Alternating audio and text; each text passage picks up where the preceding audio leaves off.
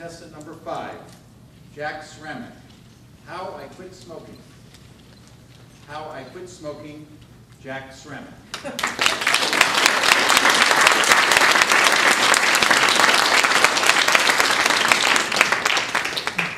Mr. Toastmaster, fellow Toastmasters, most welcome guests, this is the true story of how I quit smoking. And there's a message here for everyone, especially, of course, if they smoke or are considering smoking.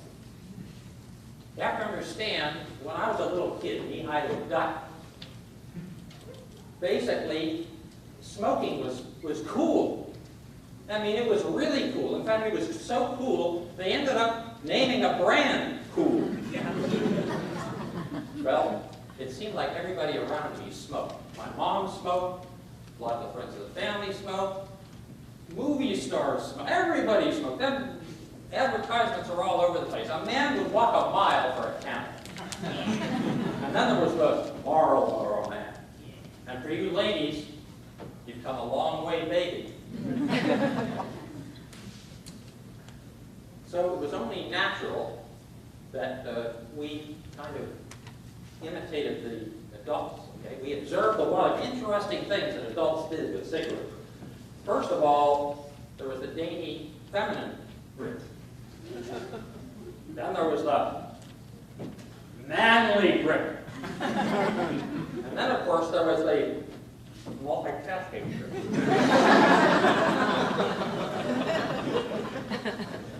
So, I was 6 years old. My brother Tom was 5. My brother Roger was 3. And one day we discovered that Aunt Peg kept cartons of cigarettes in the back seat of her car. Well, one day, in the interest of science, we removed a few cartons of cigarettes. In a little while, down around the old oak tree, you could see smoke billowing out as we commenced to smoke. Well, we tried to imitate the adults, okay? We observed them doing things like blowing smoke out their nose or blowing smoke rings. In fact, some people could blow a smoke ring and then blow another one through it. How cool was that?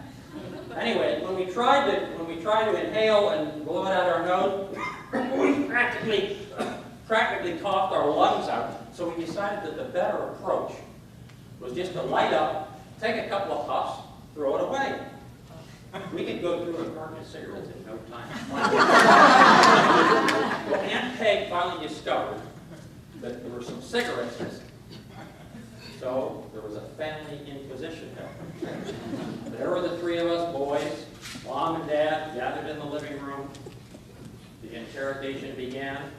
Actually, I thought that the 3 of us had taken an oath of silence. But my little brother kept saying, well, I know Jack doesn't know anything about this. Under extreme pressure, I had to capitulate and admit that I was the culprit. Start the case. So, my mom said, look, you guys, if you want to smoke, look, we have the cigarettes, we've got the matches, we've got the ashtrays right here. Anytime you want to smoke, just let us know, come on in and light up. Well, that took all the fun out. So I gave up smoking cigarettes when I was 6 years old. 13 years old, my family and I used to spend the summers at Uncle Monty's summer home up in the Thousand Islands, New York. And Uncle Monty was a college professor. And more than that, he smoked a pipe. How cool. And, you know, it was something that was just amazing to us kids. You know, Uncle Monty would be smoking his pipe. And you'd ask him a question, you know. He'd take a couple of puffs. And come out with words of wisdom. I mean, it was totally awesome. So we all ran out, and we bought some little corncob pipes, miniature corncob pipes. We borrowed some Prince Albert pipe tobacco from Uncle Monty, and we stashed it up in the rocks at our hideout. So one day I'm up there in the hideout by myself. I thought, oh, I'll have a smoke. So I lit up, and I'm smoking away as I contemplated the nature of the ultimately real. And as I'm banging out the ashes, I thought to myself, you know, I've got time for one more. So I lit up again. And I smoked away, imitating the learned professor. As I'm tapping out the ashes of that second pipe, it was like a sledgehammer hit me. I could not stand up, literally. I had to crawl on all fours back to the house. And I told my mom I wasn't feeling very well, which was understating the situation by a long shot. I spent the next 2 days locked in the bathroom, driving the porcelain bus, and yelling, Ralph. 3 days later, I was still dizzy. So you might say that cured me. I gave up the pipe when I was 13 years old.